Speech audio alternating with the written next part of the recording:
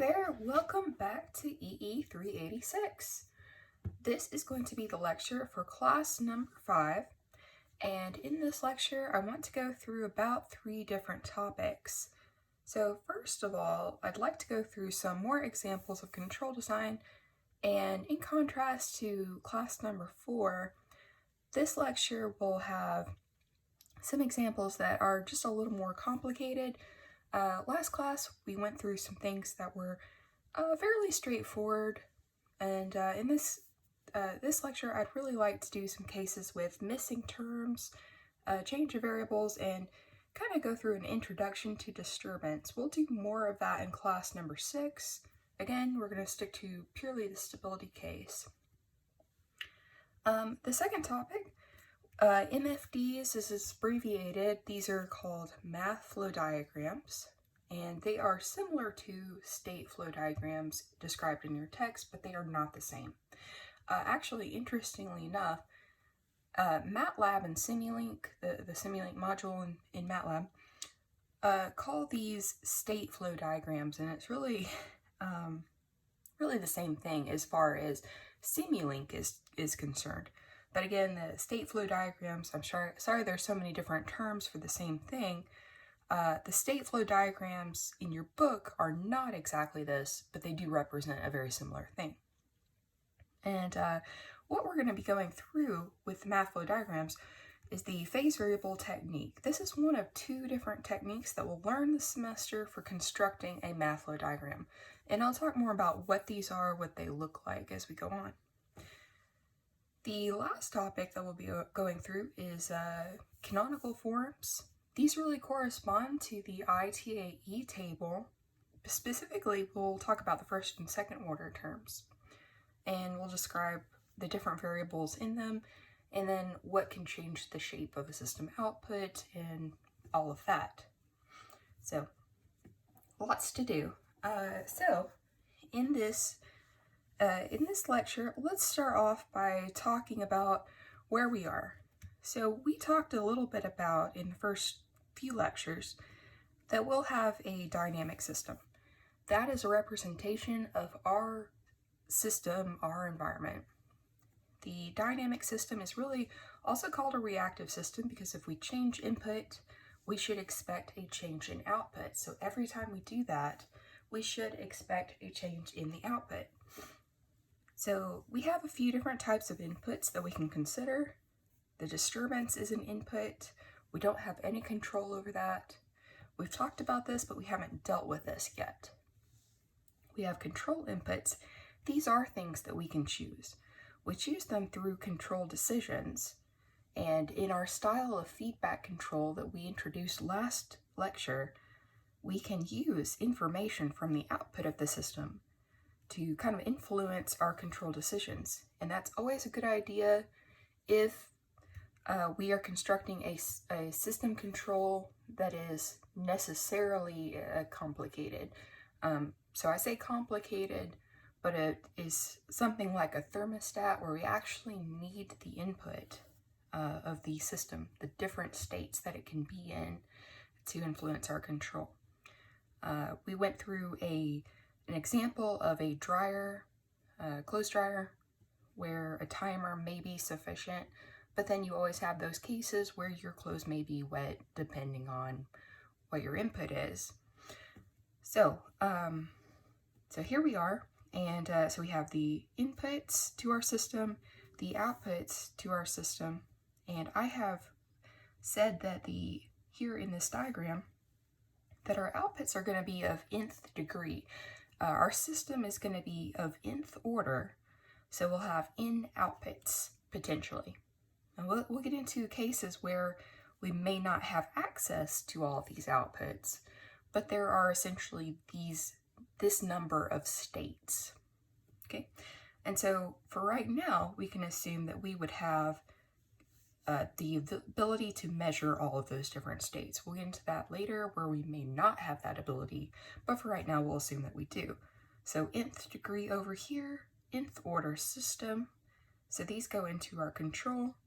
We pick the control gains, we pick the algorithm. So last time we designed that as kind of a u of t equals, say, k1y plus ... because there are n of these. So I'm going to say kn y n here. So yn may be y-nth derivative here, just depending on what our system is. So I'm going to say, for example. And then we would choose the values of k1 and so forth up to kn. So our output, we could have multiple outputs of our control, we could, and we have numbered those from u sub 1, and we're going to say of t, up to u sub m of t. So m and n are not necessarily equal. They could be. There's no rule against that. But since these don't have to be equal, let's use different variables. And so they provide our control input to our system. Okay, so essentially we're changing the input to influence the behavior of the output from our system. Okay, and then we can refer to this as real-time feedback, real-time output behavior. Okay, so let's do an example of control design like we did last lecture, but make it a little more complicated. Okay, so our scenario for this example is that we have a system of y ...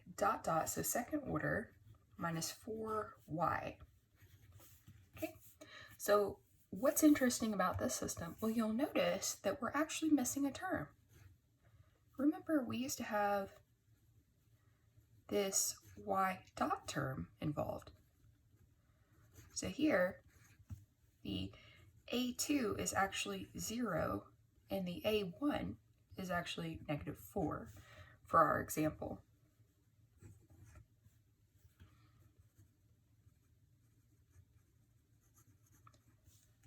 Okay, so we can go ahead and examine the stability. So we haven't seen an example like this where we're missing a term, so let's do that.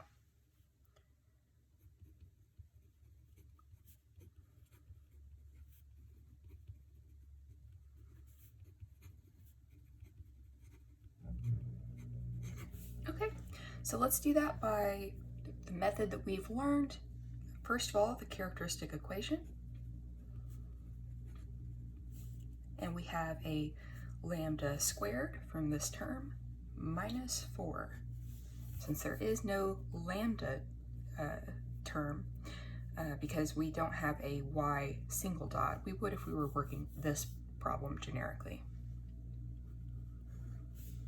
Okay, so we set that equal to 0, and now we can solve for the system roots. Okay, so we have that lambda squared equals 2.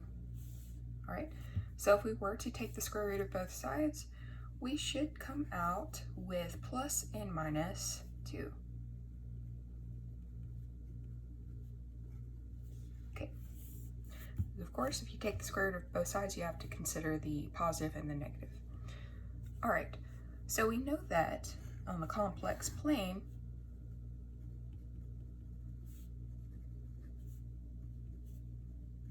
at 2 and negative 2, here are our system roots. All right, we've got one system root in the right-hand plane and one system root in the left-hand plane. Okay, so this root being over here means that we must be unstable. Any root in the right-hand plane, and I know I've said it before, but any root in the right-hand plane or any number of roots in the right-hand plane mean that we will have an unstable system. Okay, is a control needed to stabilize it? Absolutely. If you have an unstable system, to stabilize it, make the output go to 0, you need a control at this point. Okay, and our general solution, just to recap on that, would be C1, E, and now I can put this in any order. Remember, we are dealing with homogeneous superimposable systems. Therefore, we can swap these terms around in order, that is. I could put the C2 here with the E, rather say, you could do this plus, you know what I mean. Anyway, it's harder to say than it is to actually show. Anyway, you can see that you have this element here that is expanding depending on the sign of C2 with respect to T. We'll call that Y2. You can see that you have this element which is decaying towards 0 with whatever sign C1 is, positive or negative. We'll call that Y1. Okay, so the cumulative effect is really an expansion overall. And this is going to be Y of T. Okay. All right, so we can see easily, and again, this also could have been expanding down here, either direction, depending on the signs. So the cumulative effect is that this is an unstable system. It expands with respect to time. Okay, so we know we need a control. So let's design that control.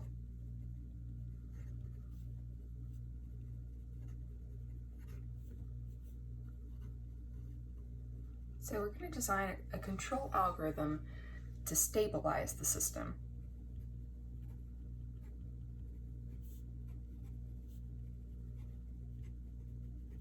We're going to do that with respect to all initial conditions. Okay, so I want to consider any case of the C1 and the C2.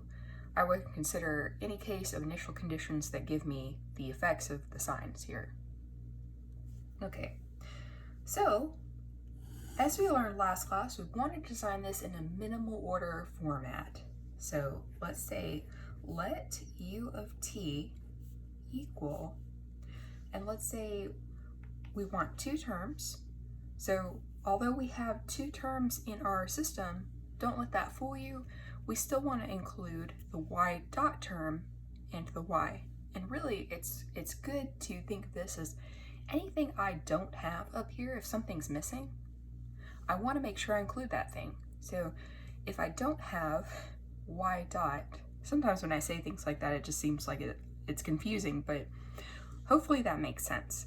So you have this system here, we're missing a Y single dot. I want to make sure that I include that so that I have control over it. And again, for this part, we are assuming that I have control over every output. Okay, so let's then let K1, Y, K2, Y dot be our control. And so we're going to choose the K1 and the K2.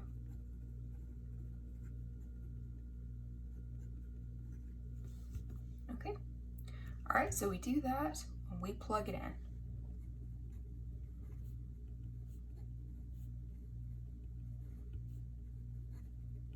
Okay, so that means we have Y dot dot minus 4Y equals U of T, and that forms our controlled system. Remember, this is the natural system.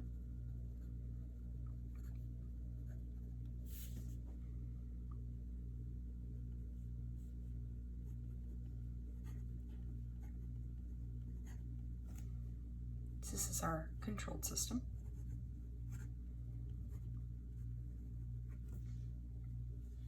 It's really the unsimplified version. And I want to make a remark right here where the unsimplified controlled system is what I really like to use in math flow diagrams. I don't like to combine everything up and then map that out. I like to be able to separate the control algorithm from the natural system and see both parts. So when we get into that in a little bit, I'm going to point that out again. All right, so let's go ahead and simplify it in our next step, and we will form that equation star that we had been talking about in last lecture. So we have Y dot dot, and then we have this K2 minus K2 Y dot, and then we have minus 4 plus K1y. Okay, and that makes our equation star. Okay, and that's really just a simplified version of the controlled system. All right, so now our step, it would be to design the K2 and K1 such that the system is stable. So for that, let's go ahead and look at the necessary and sufficient conditions. Okay, so I'll just do that right here at the bottom of the page. So our necessary and sufficient conditions for stability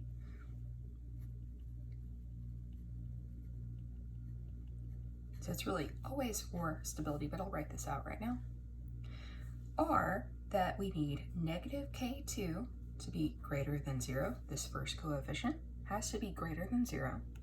And the second coefficient, negative 4 plus K1,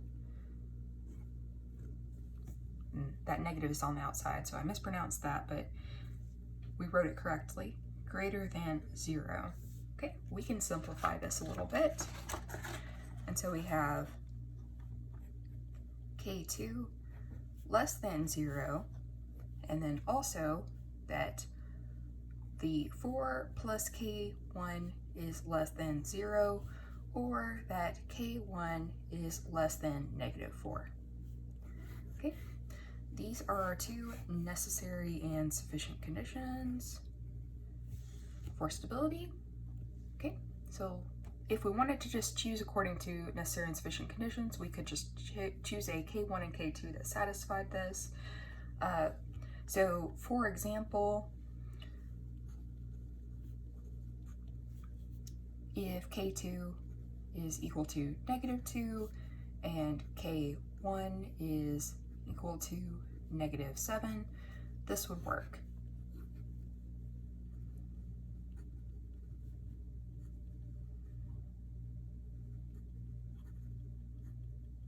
Okay, so of course, if we wanted to do something like choosing by ITAE or choosing by specific roots, we would do that much like the examples we did in the last lecture.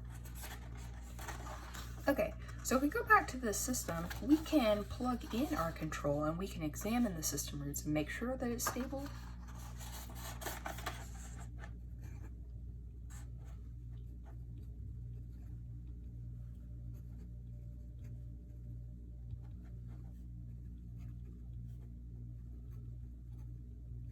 Okay, so we're going to plug in the control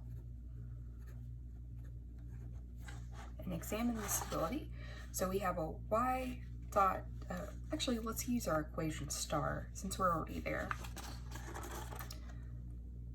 Okay, so minus the K2 value that we chose, which was negative 2. And then we have negative 4. And the K1 value is negative 7. There's y. Okay.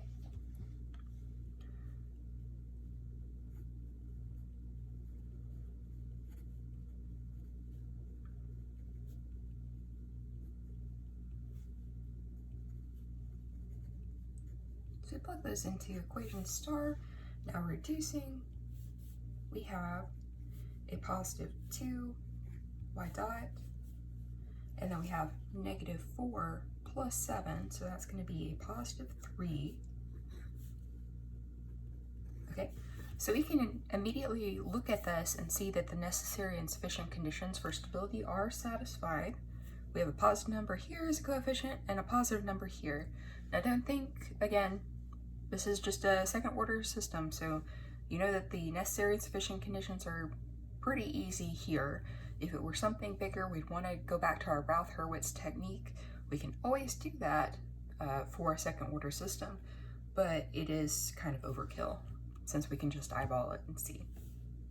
Okay, just to point that out again, system like this, A2 has to be greater than 0, A1 has to be greater than 0 for a second order system. If we had a fifth order system, I couldn't just go down the line and say, oh, all the coefficients have to be greater than 0.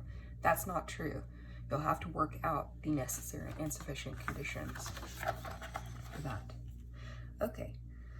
So here we have this, and let's go ahead and just find our system roots real quick. And we can do that with the quadratic formula. Since I did want to examine the stability, let's just find the system roots. So we did that with necessary and sufficient conditions, but let's just take it one step further. Okay, quadratic formula, lambda 1 and lambda 2. We have 2 because it's a second order system. All right, quadratic formula, negative b plus or minus the square root of b squared minus 4 times a times c. So 4 times 3 times 1, 12. And then we have 2 times a, which is 1, so that's 2. 2 times 1 is 2. Okay. And then we reduce this. So we have a negative 1 plus or minus, and that's 4 minus 12, so that's negative 8. So we pull that negative 1 out, and we have a j. And then we have a 8, which is 2 times 4. We can pull the 4 out and have a 2, cancel it with the 2 underneath, and we have a square root of 2 here. Okay. So these are our system roots. They're out here in the left-hand plane. They're not very far into the left-hand plane, but they are over here. So left-hand plane, negative 1 here and here, providing that this is square root of 2 and negative square root of 2.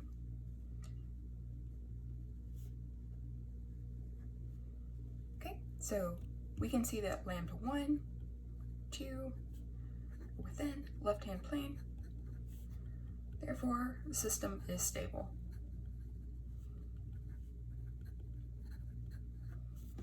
Also, I'm going to write up here that the necessary and sufficient conditions are satisfied, and therefore the system is stable.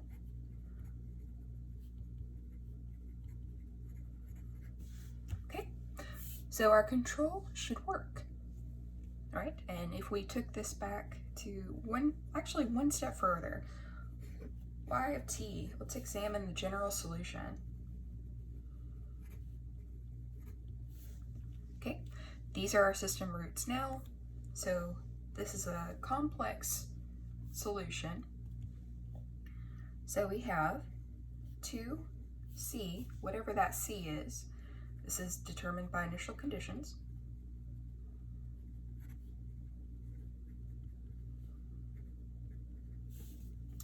And then we have our e to the negative t. So that is our real part. And then we have that cosine of the mu part, the complex part, right here. Square root of 2 times t. All right, so we can see that this should decay. Should look something like that. Should go towards 0 as t increases.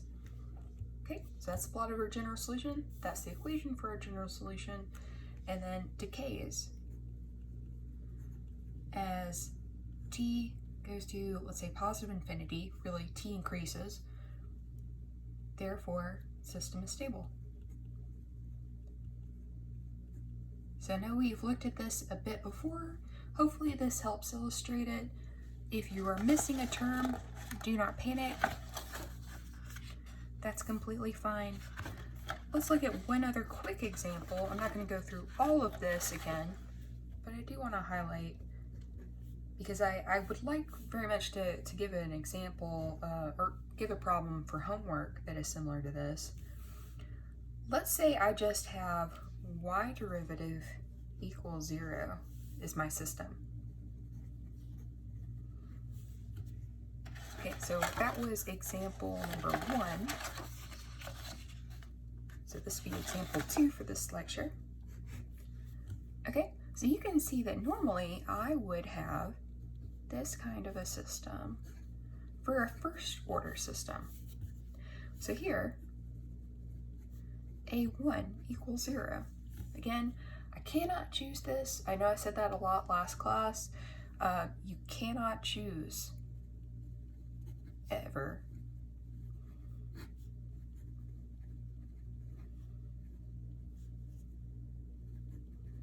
It is a system parameter.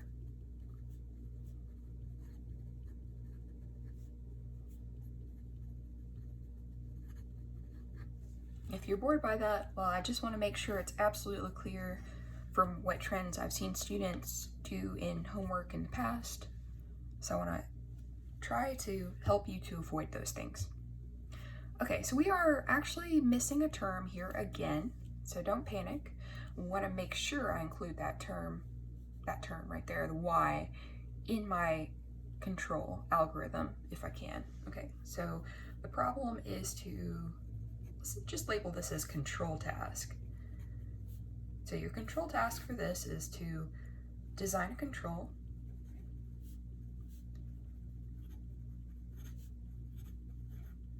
to stabilize the system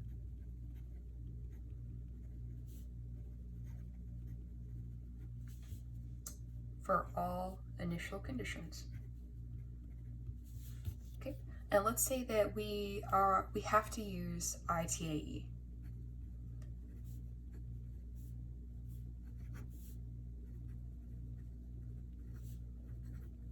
The control gain values according to ITAE optimal choices.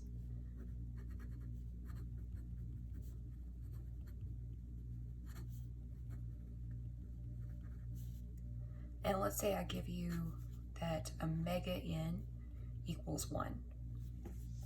Okay, so there's our problem. Let's go ahead and design this. Before we do that, I want to go ahead and examine the stability. This is a very simple problem, so we can do that real quick. So if I were to examine system stability, it may not be immediately obvious what is going on here, but if we look at our characteristic equation, we have lambda equals 0. Okay, so we have a root at 0. We haven't seen that before.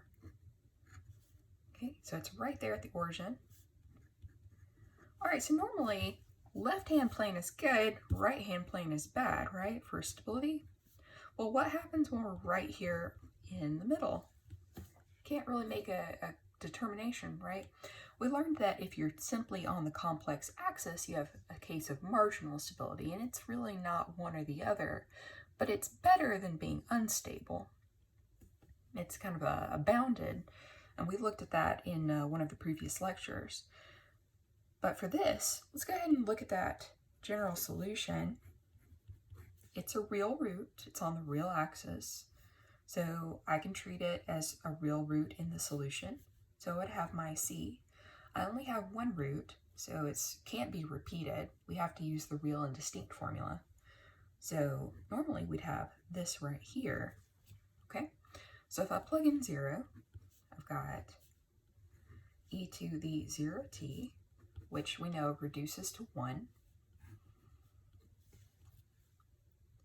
Okay, so really, no matter what, our solution is equal to a C that is determined by our initial conditions. It is not necessarily 0. I don't know what C is without the initial conditions. Okay, so this is for a positive C, and this is for a negatively signed C.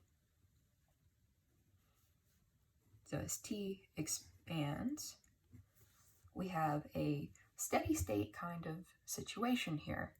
Okay, as you increase system order with problems, the complexity of this will go up. So you expect that at a second order, you may have a line, so it'll go up. So that one would actually be unstable.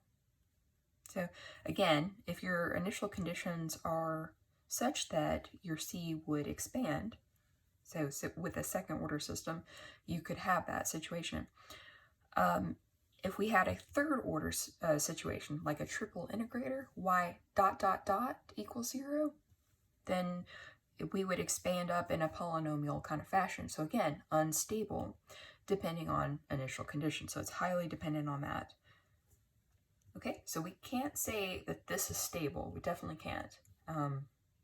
if it were a second order system, it would probably be unstable. For third order and so forth, probably unstable. Again, that is dependent on the initial conditions though. But the generic system itself is within the marginal stability for this first order system. So hopefully that helps. You are always going to make the right decision if you go ahead and examine the system stability before making any kind of determination. So yes, this is marginally stable.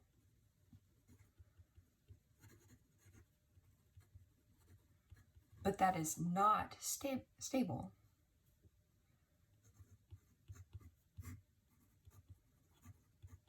Okay, remember our criteria for stability is that y of t must decay towards 0, must go to 0 as t increases. That never happens in this situation. So is a control needed for stability? Yes.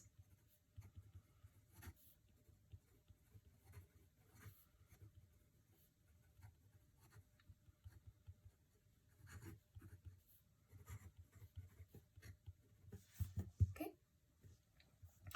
All right, so hopefully that makes it very clear what's going on here. If we were to design a control for this system, we would use this algorithm according to our minimal order technique that we just have a k times y. Okay. And we would choose this according to whatever technique we needed to.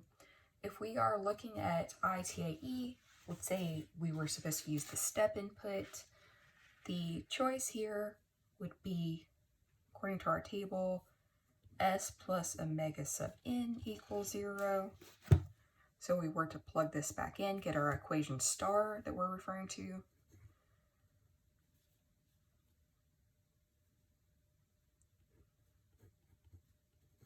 That's what we would result in, and that would be the equation star.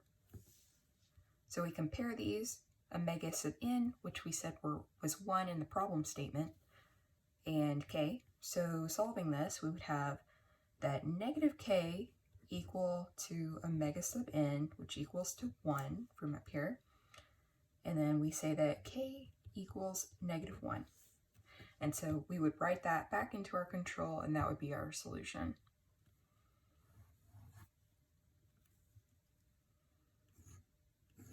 Okay, just to make sure that that goes here. It's very clear.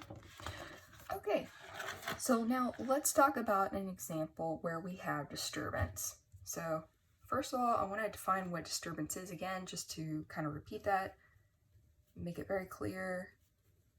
So disturbance, we talked a little bit about this in the first class where we were going through all the definitions and concepts, but essentially the main points of this is that it is an input to the system. It is unwanted, typically. It is not measurable at time t. It is not controllable. And it is typically parasitic, which is kind of saying the same thing as up here. So it typically works against what we're wanting. So we're going to go through an example where we have a rocket and we have wind acting on that rocket. So obviously the wind is probably not going to help the rocket go to a certain trajectory. So we can actually, before we do that, going back and looking at our system diagram real quick, we would have that process. Now remember, we are designing the controller to influence the input of our process, and we're using the output. Where would the disturbance be? It would be right in here. We don't have any influence over that. We do kind of get the effect of that because we are measuring the output, remember, and the influence of the disturbance also goes through the process. So we're kind of getting information about it that way, but we're not able to directly measure it.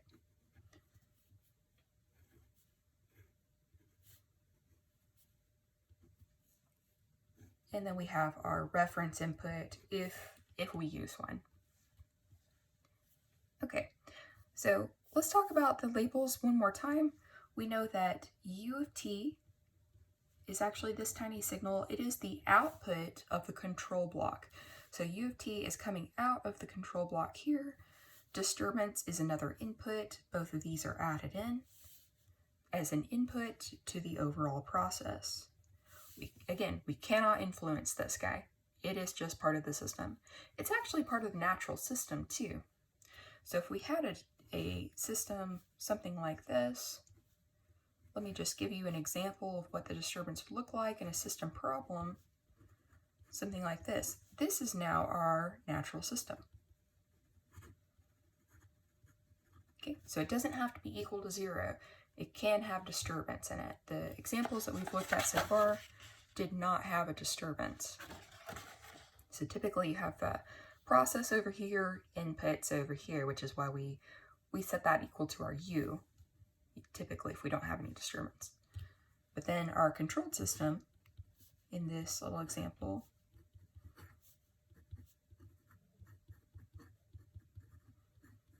okay, so that is our controlled system.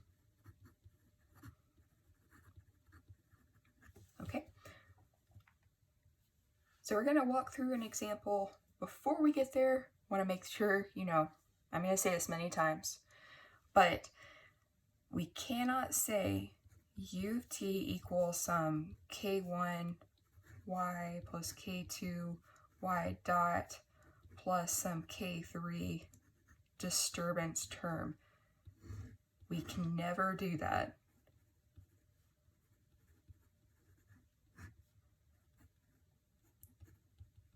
Okay, so do not make this mistake on a test or homework, okay? You cannot use this. Disturbance is not something we can directly use like that, okay? All right. So now let's go to a specific problem, specific example.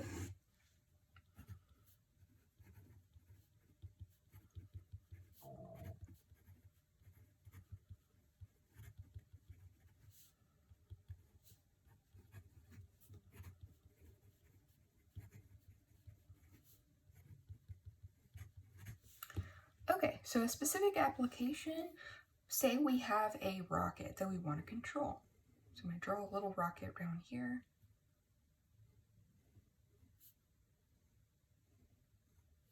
Okay, so it follows some kind of a trajectory.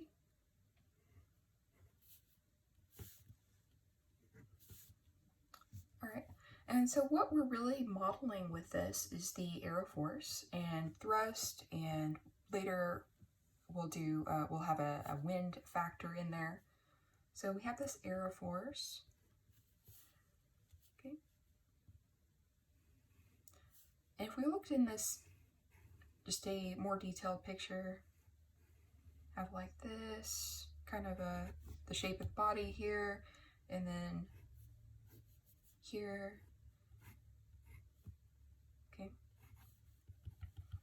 So let's say we want to follow some specific trajectory, and we're going along that trajectory, and deviance from that trajectory, we're not considering a very high state model, not a very high order model, but we just want to stay along that line. And so deviance from that line is measured in theta. So ideally, we want theta to be 0. We want to stay on our trajectory.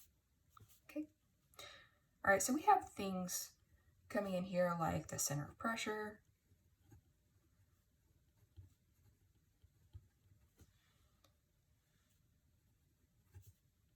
center of gravity,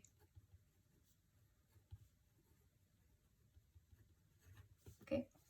And then let's say that we also have a means to control this rocket, that we can influence it through thrust.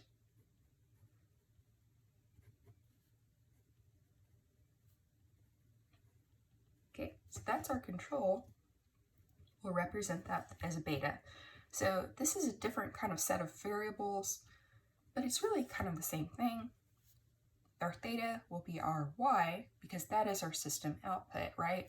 We're measuring what that angle is along the trajectory that we've projected. Our beta is our u, that's our input. We have control of the thrust of the engine, so we can choose beta. We can choose to thrust more or less, and so forth. Okay, so the desired behavior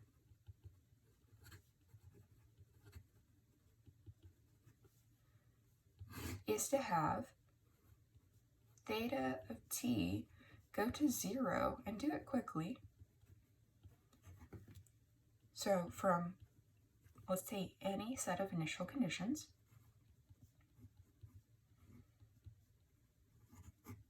we also want the rocket to stay along that trajectory.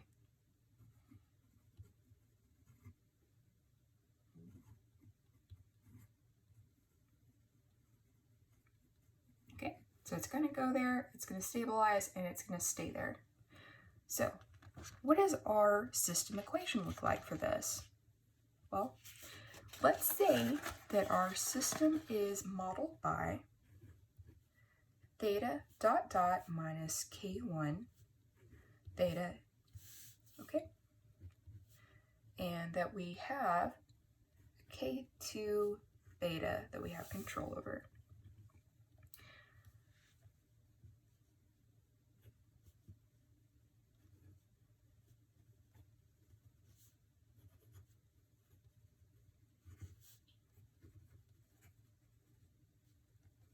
Okay, so once we have plugged in the control, this is actually our simplified version.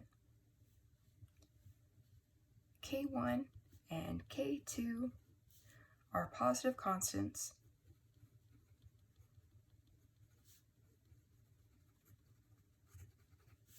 And then we can also consider the case where we have no control.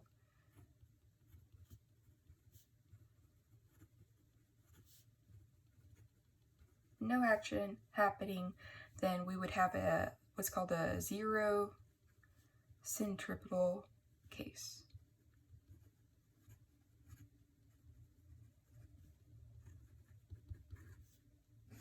Okay, just a side note there.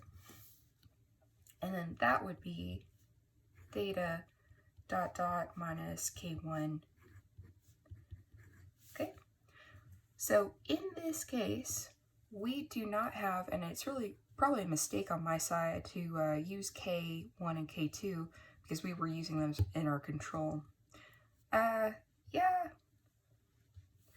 Well, I'm going to go ahead and keep them for this, but let's just note K1 and K2 in this example are not control gains. I'm going to go ahead and use G1 and G2 for that. G sub I are control gains. Sorry about that, I did not mean to make that confusing at all. But these are equivalent to our A1 and A2 kind of parameters where we cannot choose their value.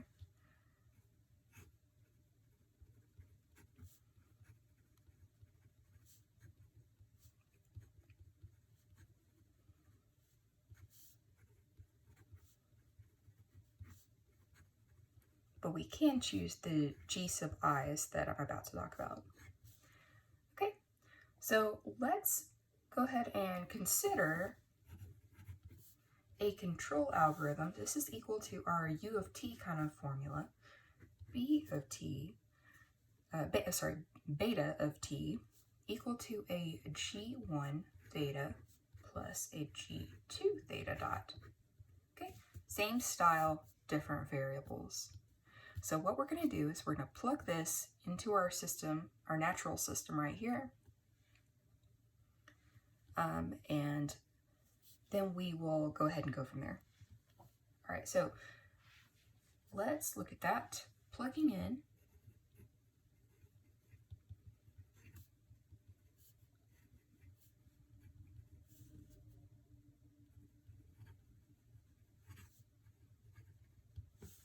So I'm going to say natural system, but just note that the natural system would have a beta that is equal to 0. It would be our case over here that we're talking about with the 0 centrifugal case.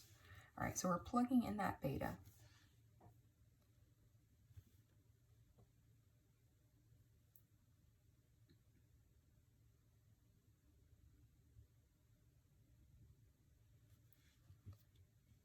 Okay.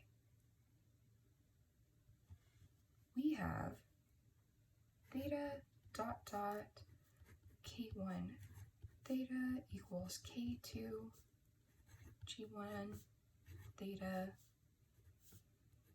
plus G2 theta dot. Okay. All right, so now what we can do is go ahead and reduce it and collect the terms.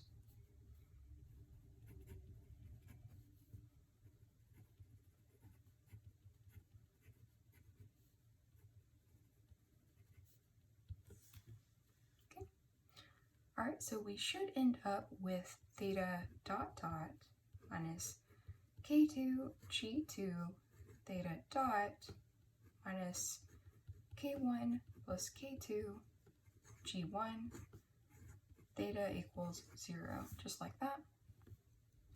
And now what I want to do is examine the stability. If we go back up here to our natural system, then and we discovered this, the system roots and we had values up here, we could determine where those were, same as we've done in the other examples.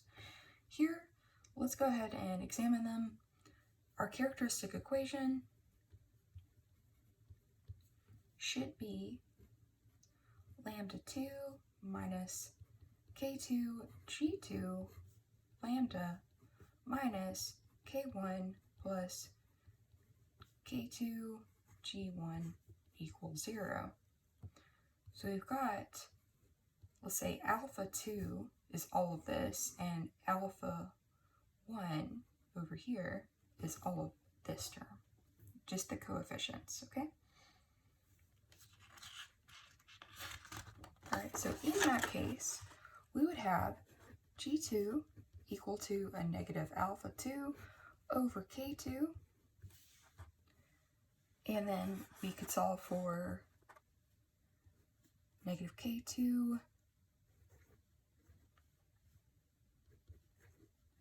if we wanted to expand that out. I really will probably want this one right here. So remember, alpha 2 is kind of like a mesh of all this stuff, so it's probably easier to deal with this one. Okay, and then we would have, let's say, just going straight from here, that negative K1 plus K2 G1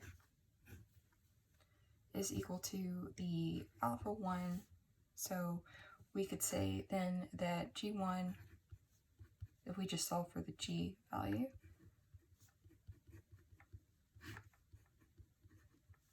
okay, so we've got that right there, and we'll use this one as well.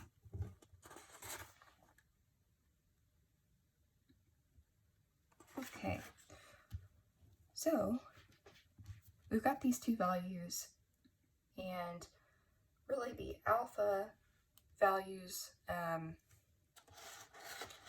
and the K values are really kind of determined. The alpha values are determined by our system mixed in with the K values, or sorry, mixed in with the G values are determined by our control.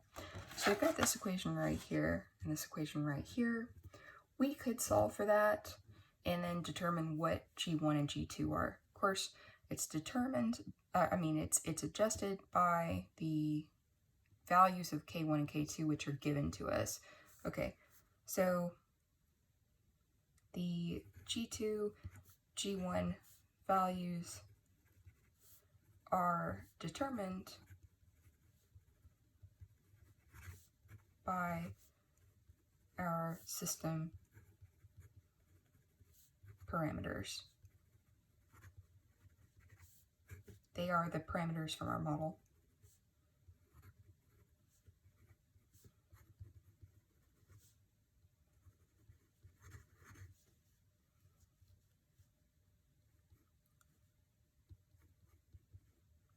going to say differential equation model of the system. Okay, so we really can't choose K1 and K2. We can't choose alpha 1 and alpha 2, but we can see what G1 and G2 are based on that.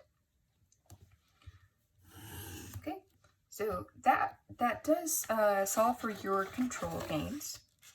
Okay, we've determined what those are, at least as far as we can go without knowing actual values. But let's talk about a more realistic rocket model.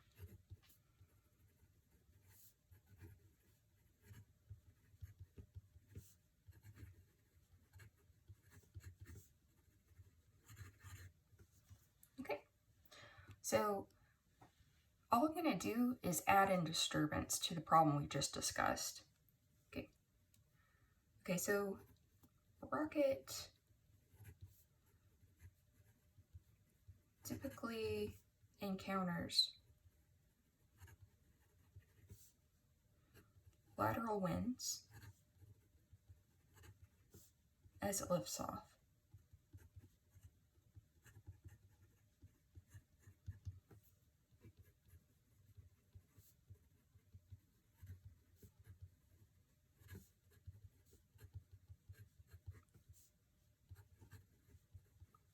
As we know, that would probably have an influence on the tilt of the rocket, our theta that we're constantly measuring and want to go to 0. Okay, all right, so therefore, if we have that disturbance, the winds, then that would make the rocket go off course, considering the control that we just had.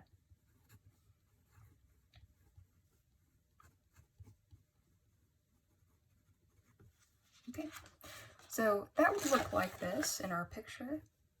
We'd have our rocket right here.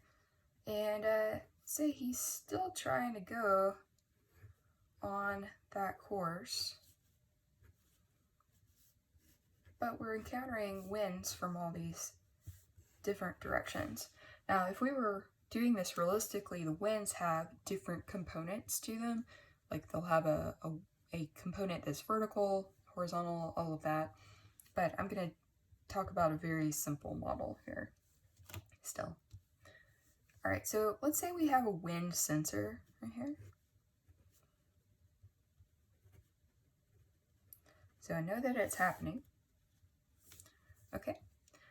And then the rocket goes off course. Of course, that did imply, and I didn't write it here, but that does not go to 0. So it's not stabilized. All right, so let's represent this with a differential equation. I'm just giving the differential equations for some of these systems like this to you. I'm not expecting you to go from my picture to the equation. I'm just saying, let's let this represent the system. Okay, and you recognize this guy, this disturbance. Okay, we're gonna let that be the wind effect.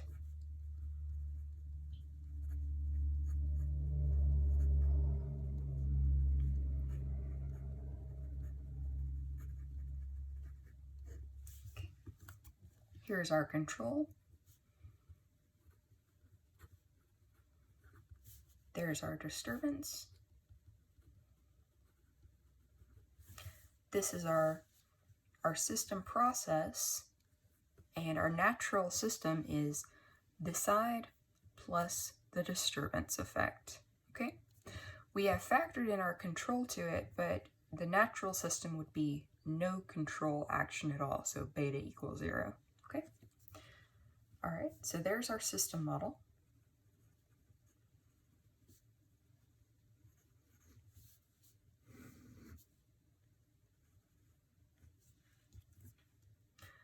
Okay, so now what we want to do is design beta to kind of deal with the disturbance or not.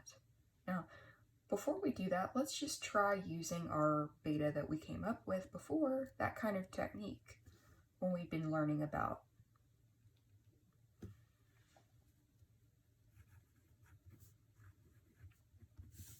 Okay, so the one that we had used prior was G1 theta plus G2 theta dot.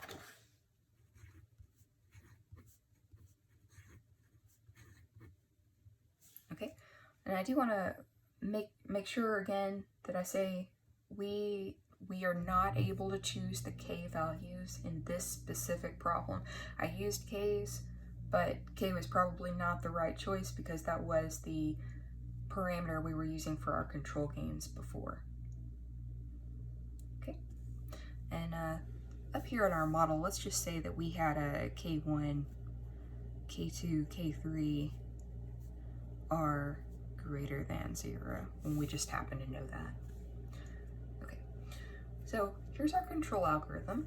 Let's plug that in and develop our what's called our closed loop system model.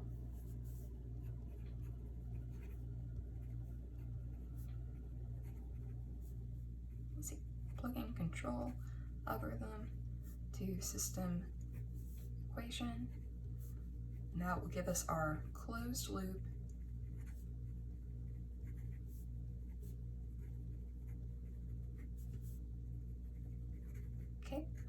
closed loop because we are including the feedback control. So that's really what I'm meaning here.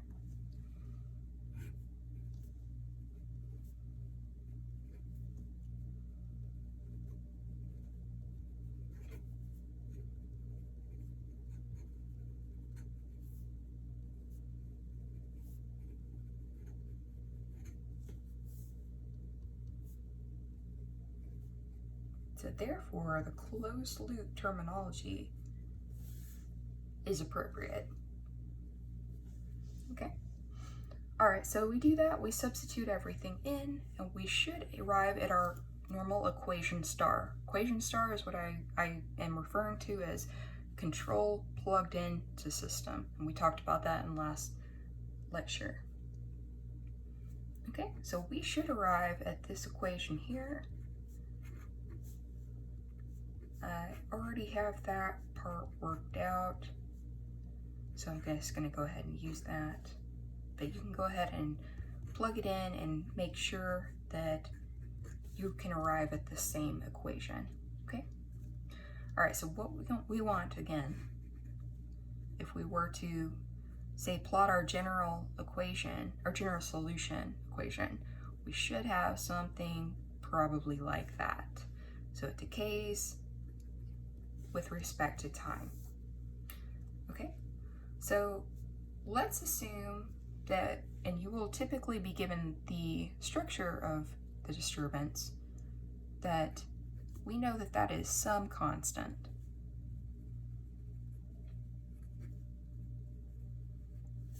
Okay, so that's some constant value. We can't cancel that with the control directly. Okay, so let's say that I go ahead and I design G2 and G1. All right, this term is always going to be here.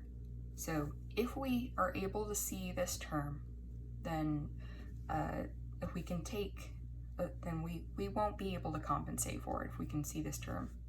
Okay. All right, so let's just say, make that note here. So we can't cancel the wind term.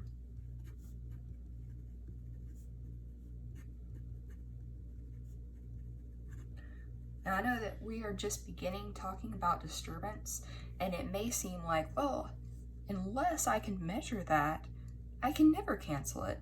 That's actually not true. We're going to talk about a technique later on to deal with that.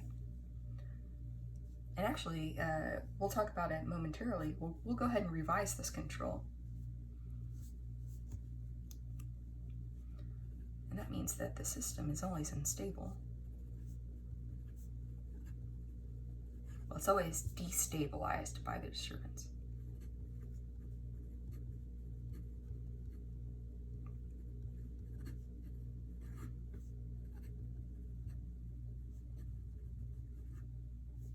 Okay, so we need a better control than this. This is not going to do the job. If we had no disturbance, this would have been fine, but with this term, we need something a little stronger. Okay, so let's revise the control to manage the disturbance.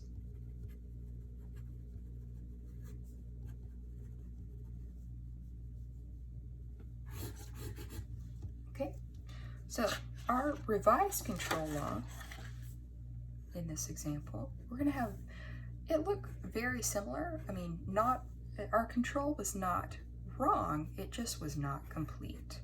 So you'll recognize this is exactly the same, but I'm going to have this other term in here. We'll have a G3, and I can't write W because I can't measure the disturbance. So what I'm going to do is include an integral of our output. So we have that theta of t dt. This is an integral of the output. Okay, we can always do that. We can always include integrals of it if it's necessary. Okay, all right, so we have this integral term. And this is going to be our technique for dealing with disturbances. We will include an integral term of the output for every order of the disturbance. So I'm including one integral of the output because we have a constant. We said that this was going to be some constant value. Okay. All right. Just a side note, since is known to be some C sub W of t, some constant,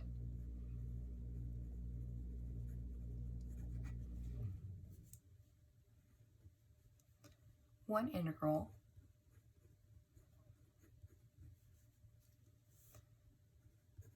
should be included in the control.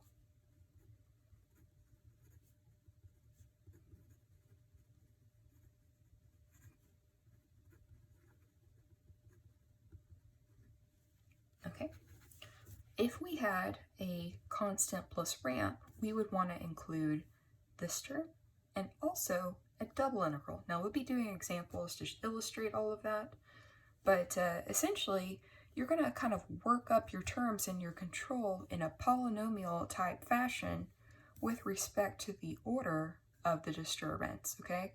So the higher the order of my disturbance, the higher order my control must be. And I can add in integral terms. I don't typically want to include any extra derivatives because that's going to increase my system order as well. And I may not even have access to some of these derivatives already. Also, it's bad to include differentiators. We'll talk more about that later. But differentiator components will amplify any kind of noise. They can also cause component breaks. So typically you want to stick to integrators. So there we go. All right, so let's plug this in and see what happens. So we want to answer the question, how will theta of t, the output of this model, behave in the closed loop with control beta,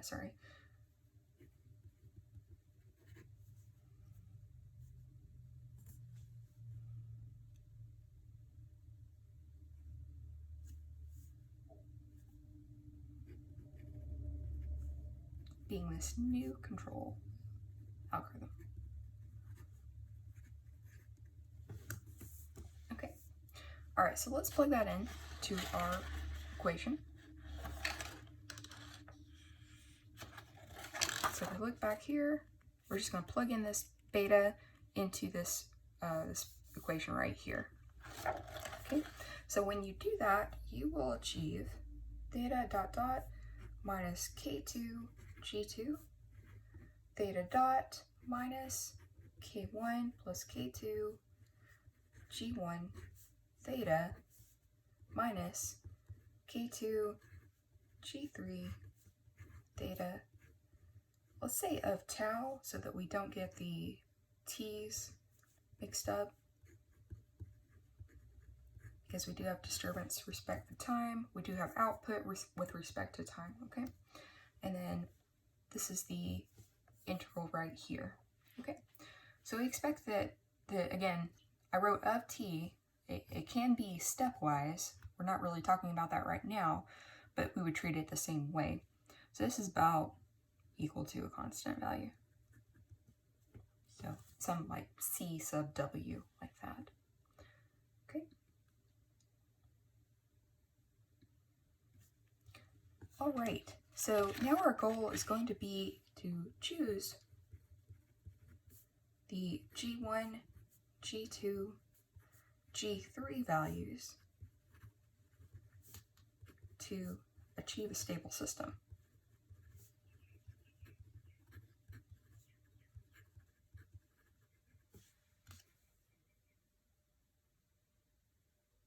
Okay, so what we want to do, you'll notice that we have that integral in there.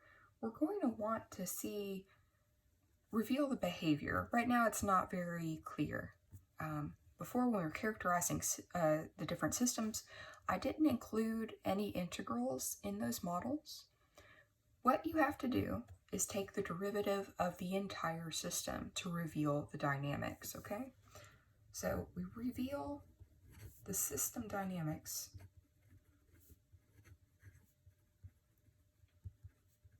by taking the derivative. Okay, I would not need to do that if I didn't have an integral. That's why we never did it before now.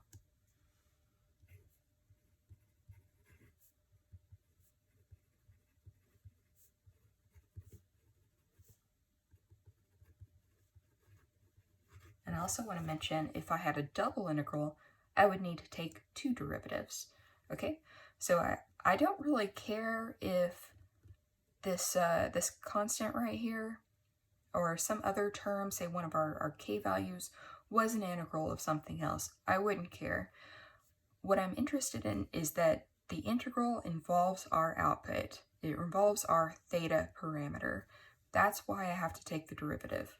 Okay, so the system dynamics are dependent on the theta for this system. Okay, all right, so let's go ahead and do that. We'll take the derivative. We should have a theta triple dot now, just going from here to here, minus k2 g2 theta double dot minus k1 plus k2 g1 theta dot minus k2 g3 theta, and this will now be theta of t, equals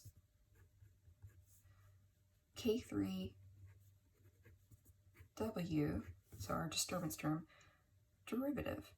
Okay, so I still don't know what this value is. All I know is possibly the structure.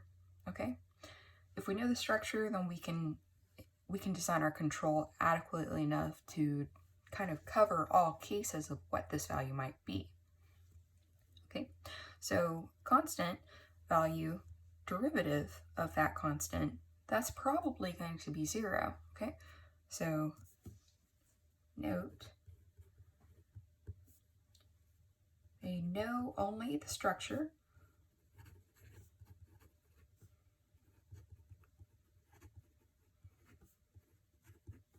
of,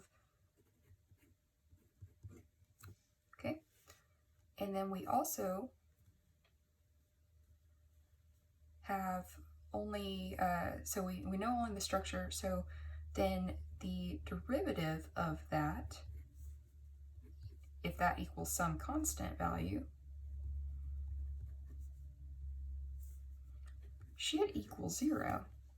Okay, so then we're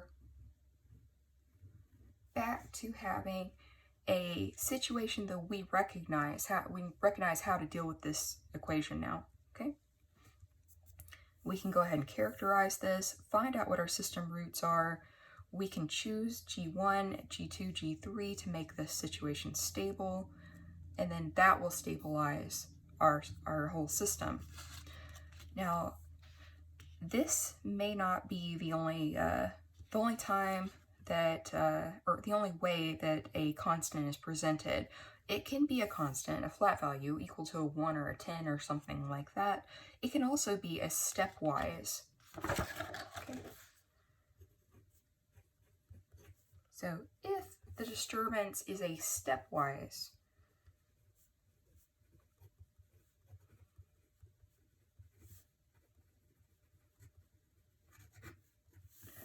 then it will have this kind of structure. We still treat it as a constant, but I want you to know what's actually going on here.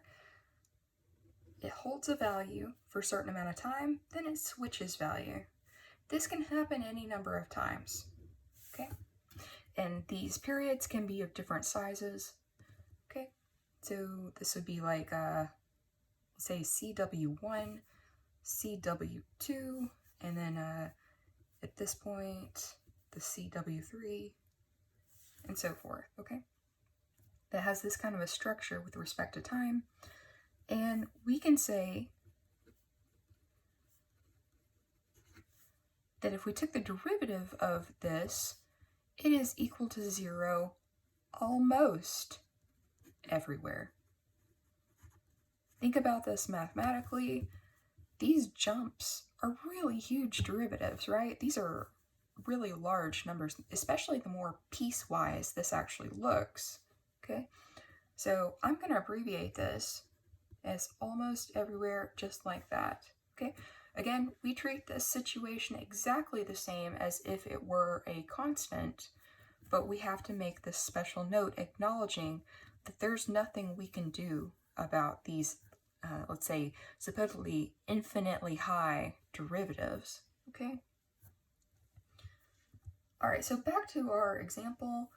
If we took that derivative, we saw what would happen with our system equation right here. And then we can then choose some system roots if we want to do that. We would compare to this situation here.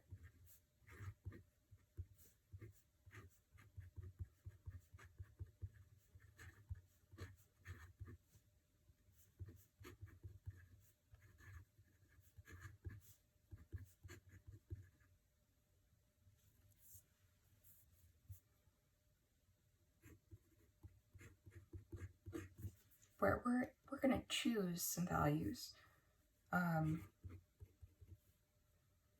for our system roots.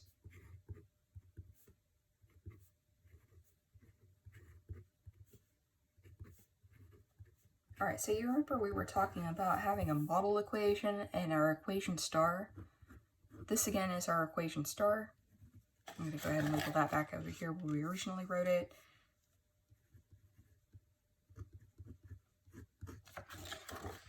And this is our model equation.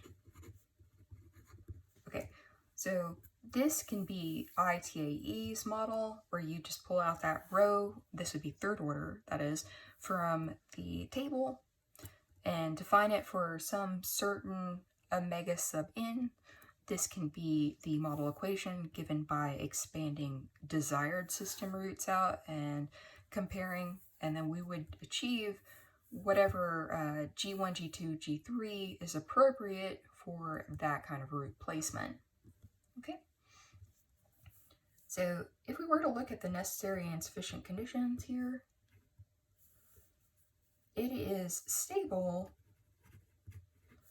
if and only if, and I'm looking at our model equation, A3 greater than 0, A2 greater than 0, and A3, A2 greater than A1. Okay? All right, so typically this will also be a positive value. Okay? We can see this one from the Routh-Hurwitz. Okay, so this is where that comes from. We can solve for our G1, G2, so let's just complete this example with that.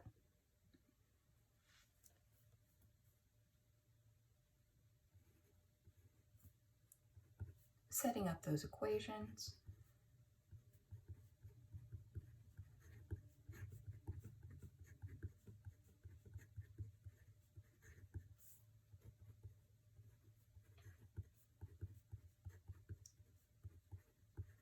Okay, then therefore G1 equals negative K1 plus A2 over K2. Okay, again, K1 and K2 are part of our system. They're already predefined. A2 depends on how we want to select our roots. This model equation can be ITA, it can be an expanded form of roots that are placed a certain way. We compare, and so this value would also be given depending that situation. Okay, how we want to choose our roots.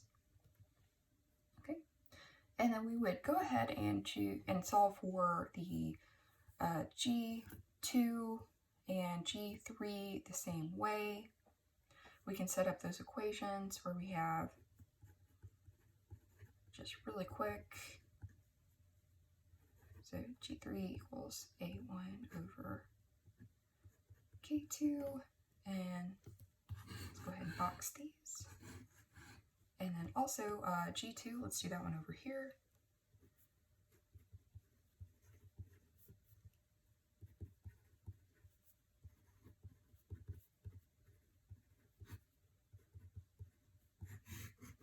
Okay, so basically this covers many situations, and what we should find is that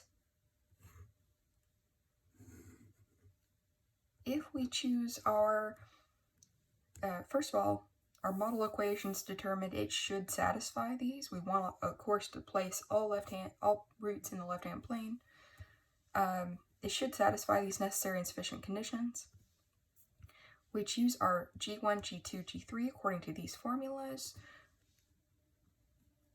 And then we should see that we have a decay towards 0. Okay? Alright, so theta of 0 goes to 0 as t goes to positive infinity, or increases rather, and equals a constant. We have a constant disturbance, and this happens for all initial conditions. So we've covered all cases. All right.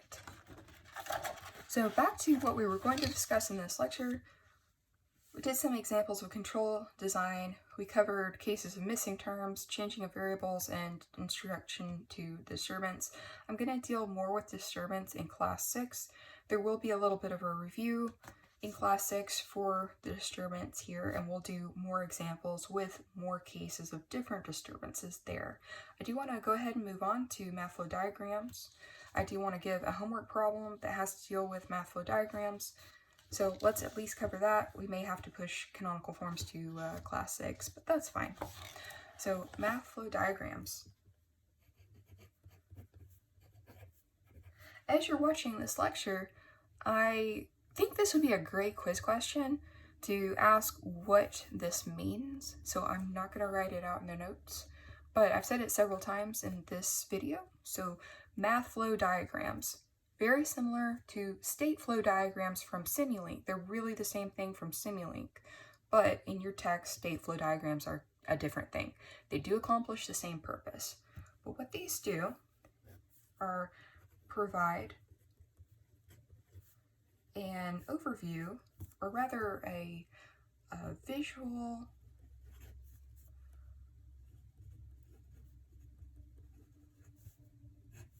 representation. Actually, representation is a much better word for this. But yeah, a visual representation of the system and its components. Okay, we can see how things are structured. We can see where our control is implemented and the inputs and outputs of our system.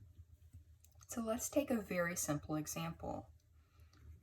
Something like this. And I'm going to go ahead and leave this generic for now.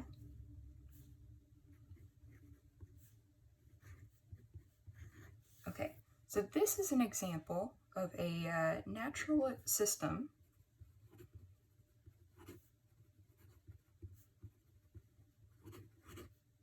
Okay, and so the way I want to draw the system, and let me actually, before we get into that, let me tell you what the components are.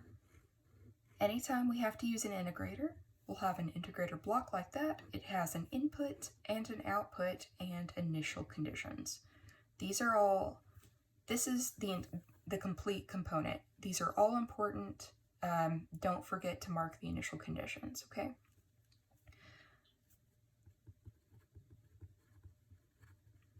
Okay, anytime that we have a multiplier coefficient like this, we're going to need a gain block, okay? So like A2 would be a gain block. It has an input and an output. And say we have a y derivative coming in here, then A2 y derivative will be our output here. And likewise over here, if we had, say, y dot, we would have a y of t come out, so it's been integrated.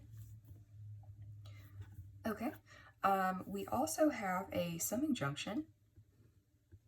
Okay, so it has any number of inputs, but only one output. So let's say that we have signal x1 and signal x2 coming in. They are both added. Then we have this signal x1 plus x2 as an output. Okay. We can also have subtraction on here, so I'm going to write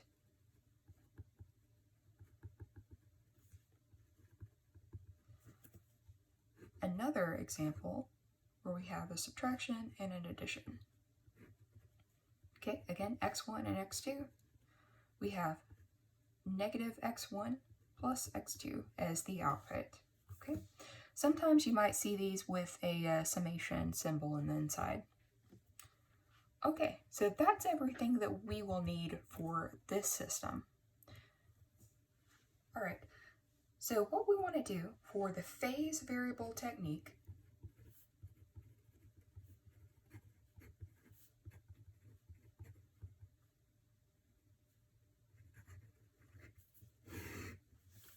is to move, first of all, move the highest derivative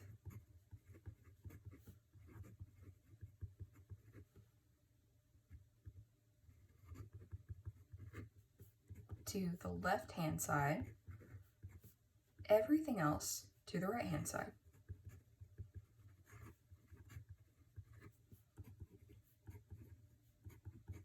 So let's do that with our example equation. Highest derivative is y double dot, so that stays on the left-hand side. Everything else moves to the right.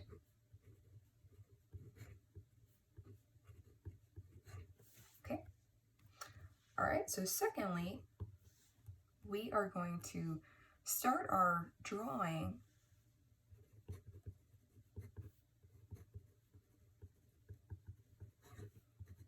the math flow diagram with the highest order, with the left-hand side. Let's just say left-hand side, this term over here.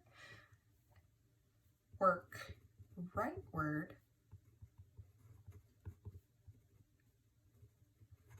with the equation, work leftward with the drawing.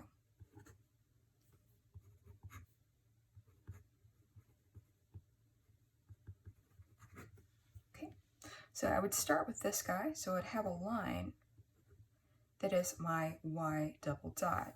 Okay, so I know that in my solution, and actually in my other terms, I'm going to need a y single dot, and I'm going to need a y. So to get those, I'm going to draw off of this line and integrate them, or integrate this line, okay?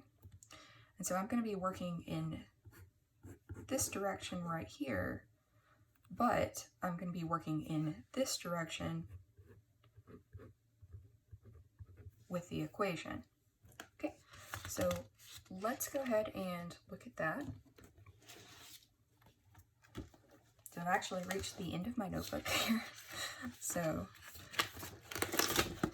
trading out for a new notebook.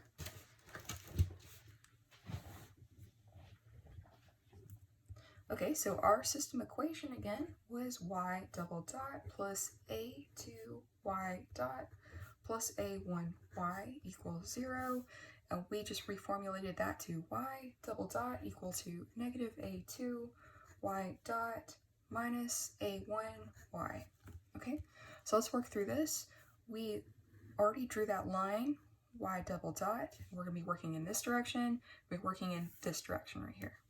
So I know I'm going to need access to y dot and to y no dot, just y of t. So let's go ahead and integrate this guy. Remember, I need to include initial conditions if I have them. Okay, and the output of this would then be y single dot. Okay, this covers any integration constant, okay? So that's why it's important. Go ahead and integrate this again because I do need access to that y at some point. Okay, and again, initial conditions.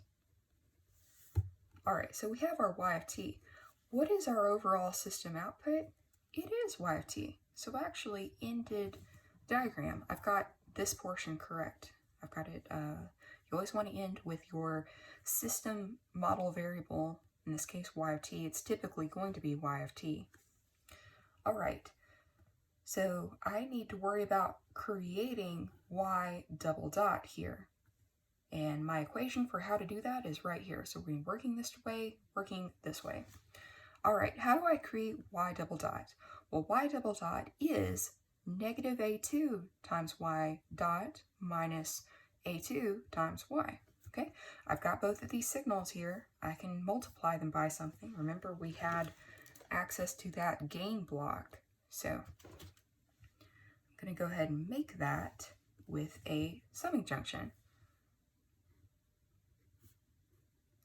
Okay, so both of these guys have negative signs. I'm going to go ahead and use that right here. You can either put them inside the junction, just make sure it's clear, or right outside. And you could also include the negative sign in the gain. You could consider a negative a2 as the gain and just add both of these. It is your choice. Both are correct. Okay, so it's going to be more convenient for me to put the y dot term here at the bottom and the y term over here on the other side. So let's do that. We have a2 being our coefficient here.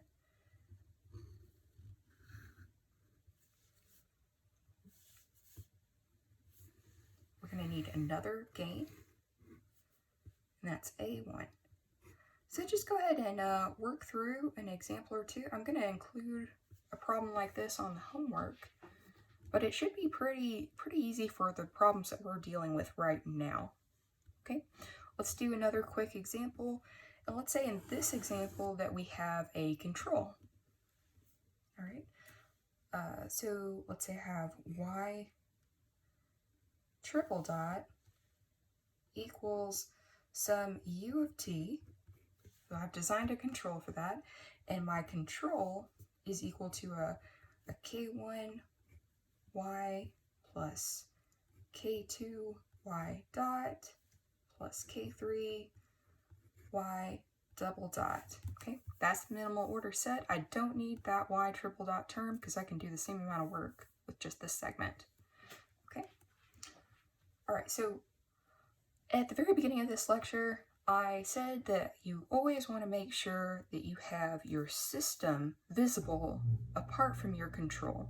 Okay, that's a good way to do it. It's a good way to debug if anything's going wrong. This will match your Simulink. I mean, not the situation directly, but this is what you'll end up. It'll be very, very similar. Even the shapes of the components will be the same on Simulink. When you are testing stuff out and seeing simulation, varying parameters, seeing the system output real time. That's really a good way to learn. So we want to make this look as similar as possible. Okay, so want to learn to make sure that this is separated.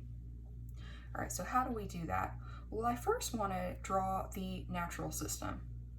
Okay, start with the natural system. So then it's important that you know what the natural system is. Again, that is our uncontrolled system. So all of this portion would go away.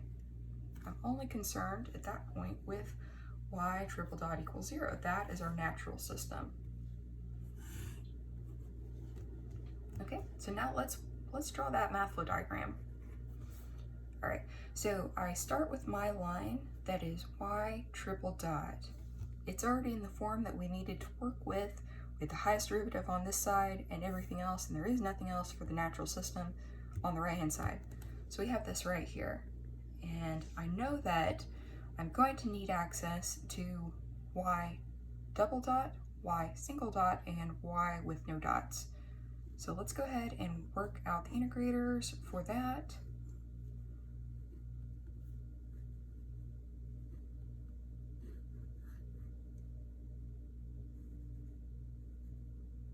Okay, so that y of t is our system output.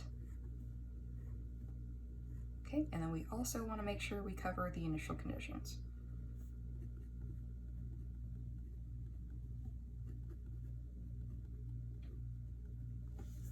Okay,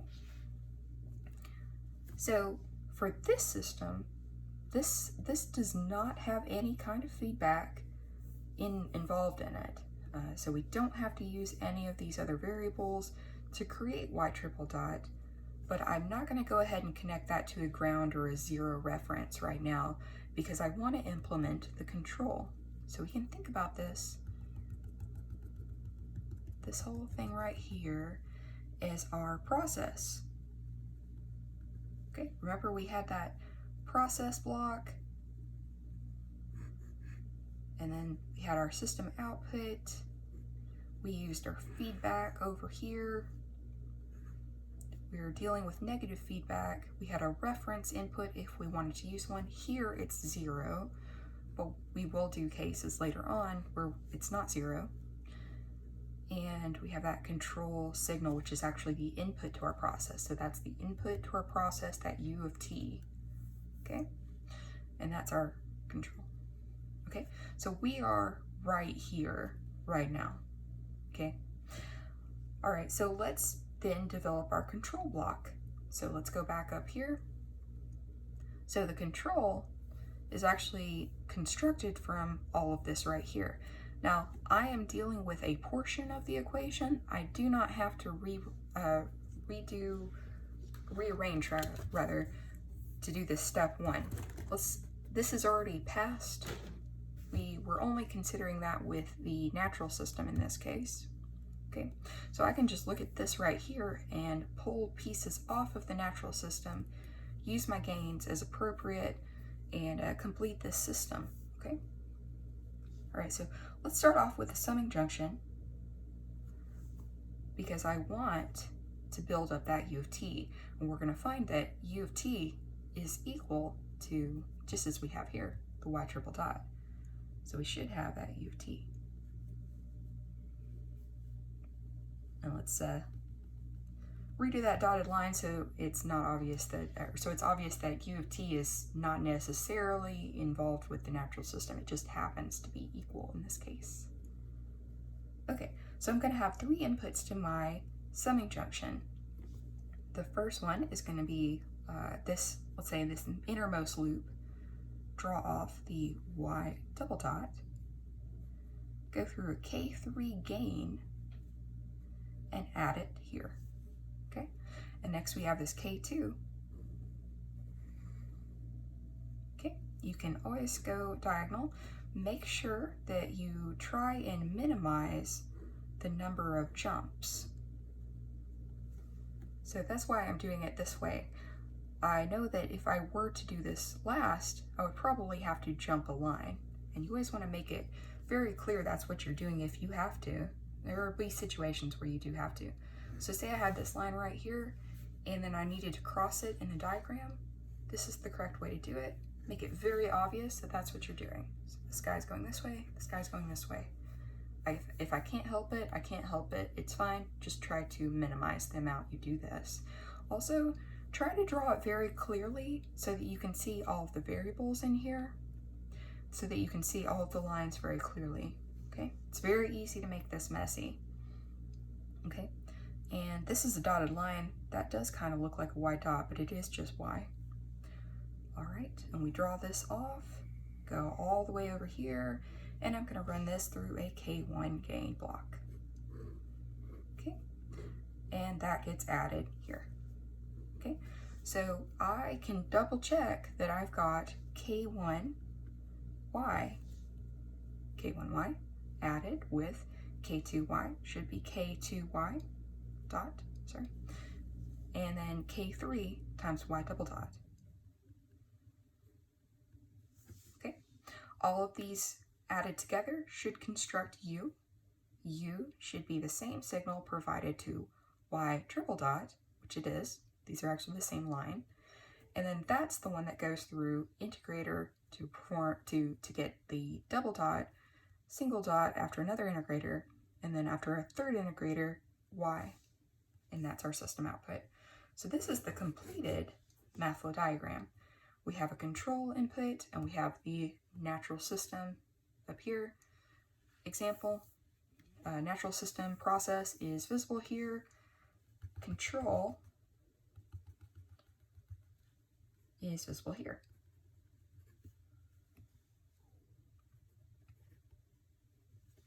Okay, and if it does help you, I would highly recommend just going ahead and making the dotted lines or making a very light box around each component like that. If we had a disturbance, where would that be? Well, the disturbance would be an input to our process. So we would have a W plus the U of t for a controlled system. So the disturbance should be added right in here if we had one. Okay, we'd actually have U of t going into a summing junction. Let me show that.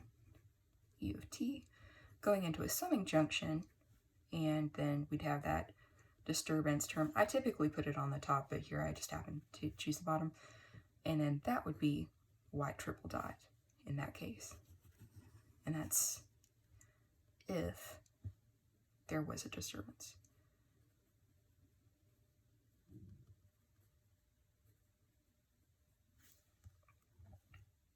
Okay. All right, so I think we will do one more example just to drive home the phase variable technique for math flow diagrams. Okay, let's do another example. Let's say we'll have a triple order system. Oh, one more thing I want to point out. You notice how we had 3 integrators here? Oh, we had a third order system. Or we had a second order system here, but we only had 2 integrators.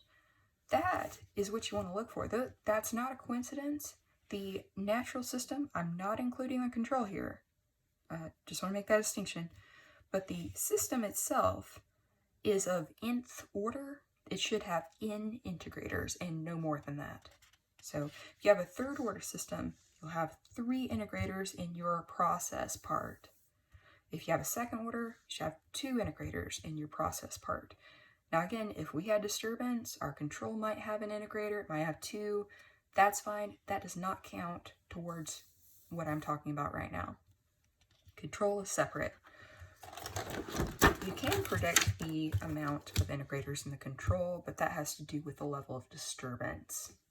Okay, from what we've learned so far. Okay, so let's do this example. I'm going to use numbers now.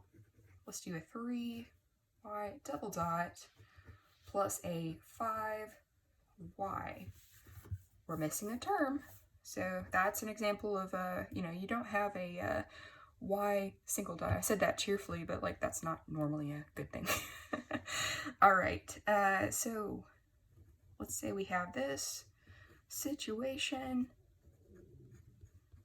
where we have a disturbance. I don't really care for this problem since we're just drawing the math flow diagram what that disturbance structure is, but we'll know that we could possibly be given what the structure is. We might be able to know that. We don't know the value, can't measure it, but we could possibly know the structure, like if it's a constant or a constant plus some bias, something like that.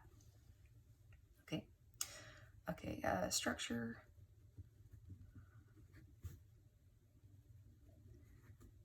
May be known, doesn't matter for this problem.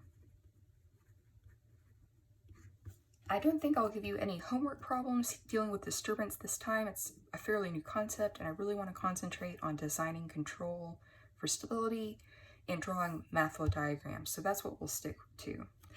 I'm just going to go ahead and toss out canonical forms for this lecture. We'll just deal with that next lecture.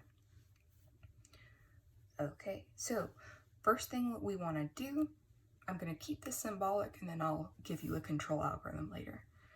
Let's go ahead and organize this per our math flow diagram procedure, which was to move the highest derivative to the left-hand side, everything else to the right-hand side.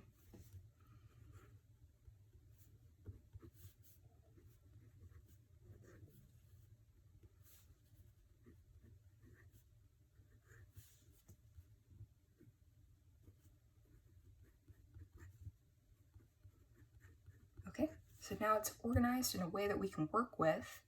Let's go ahead and start our diagram. We first draw our highest order derivative. Okay, now I know that I'm going to need access to the double dot term and the y term at least. I'm going to go ahead and create the dot term in the process, even though it's not represented here yet. It may be utilized by our control later, but let's go ahead and get those integrators in there and produce that y term. So that's double dot, single dot, and just our y system output. Okay, we have our integrators. Want to cover our initial conditions. So don't forget your initial conditions in your diagram on your integrators. That is a part of the component. Okay, so how do we create y triple dot? Well, y triple dot is actually equal to all of this. So I need to add all of this stuff together. All right, so I'm going to have a summing junction. And here's an important point. I could have 4 leads into the summing junction, and that is fine. I could also have a, let's say, 2 lead summing junction and another one. And as long as they go together and everything's added together, that's also fine. All right, so I want to go ahead and reserve this line for my U of t signal. I'm going to add that in. I'm going to choose to do 4 leads into this summing junction. I'm also going to reserve the top lead for my disturbance. And you can represent the disturbance unless it's given to you explicitly, which it probably won't be since we can't measure it. You can represent it with just a supply block, just like that. Okay, and then I'm going to have these other 2 components coming in here on the bottom. All right, so I'm going to use them in negative signs on the summing junction, and then we'll have for the inner side, let's do this one first, a 3 gain, and then we don't use the y single dot at all. We don't have that involved in our system, but we do use the y with no dots. So that comes down here, and we can supply a 5 gain. All right, so the output of this gain block should be 5 times y. Okay, and then we have the negative sign here on the summing junction to take care of that negative. Okay, all right, so this is our process right here. And actually, if u is 0, this is our natural system, okay? So that's a process block.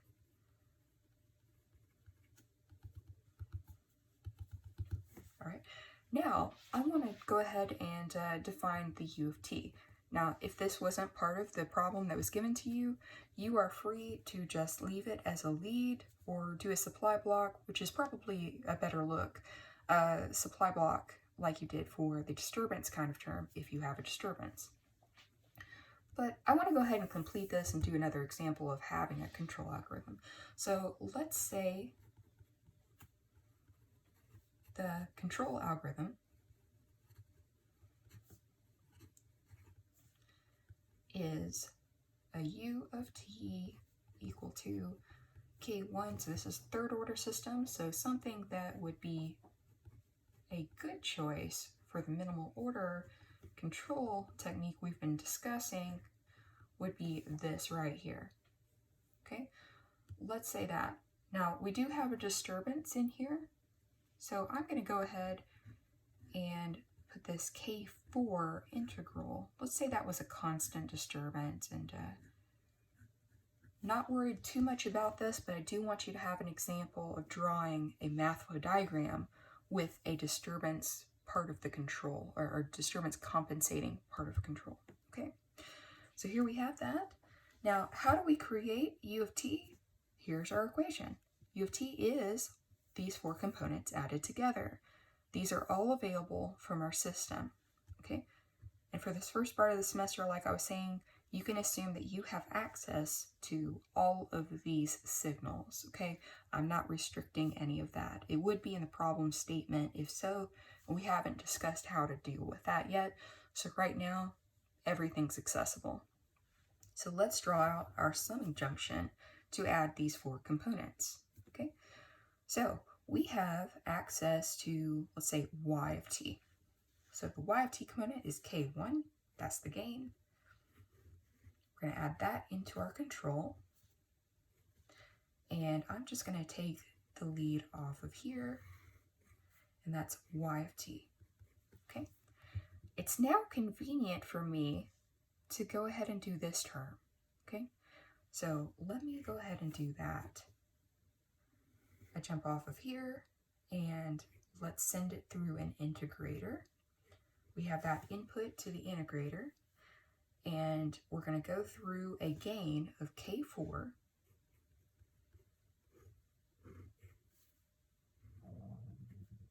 We're going to add that in there. Okay, so if at any time things are a little bit hard to tell what the direction is, just go ahead and add another arrow. Make it very clear where the input is and where the output is. All right, and the initial conditions can come in here on the side in this case. Just show them somewhere, okay? Make it obvious where it is. These are initial conditions I would probably be able to choose because I am in charge of the control algorithm. Okay, so we've got this component and this component represented. Now I need the dot component and the double dot component. This is where it'll start to get a little bit messy, and we are going to need to jump a line. Now, if I had enough room, I could go around the top, but I'm not going to do that. I want to show you jumping a line. So here we have K2 should be our gain here. Let's go ahead and jump that, pull it down here, and we're going to go across, and we have a K2, right? Go ahead and label anything you want to extra. Label every signal. But if you need to label it again, if it makes things clearer, do not be afraid to do that. That's highly encouraged. So here we have integral of y of t dt. Also, anytime, this goes without saying, but anytime you have an integral, don't forget your dt term or d tau, whatever you're using. Okay, so this connects up and we add that in, make the error very clear. And we have one term left, that is the K3Y double dot. Okay, so this is going to be a little bit more messy, but I think we can get away with just jumping one line. Go over here, jump that line. This is Y double dot again. I'm going to send it up through the gain of K3. And then just add that in there. Okay. So here we have K3 times Y dot. And that is our completed diagram with this portion being the control. Okay, so now I've done a few examples of math flow diagrams. We've done a few examples of more complex control design. We've initially kind of defined what disturbance is and seen that.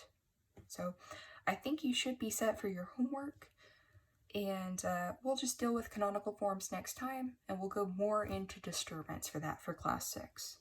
So thank you for joining me. Let me know if you have any questions. I'm always happy to help, and I'll see you next time.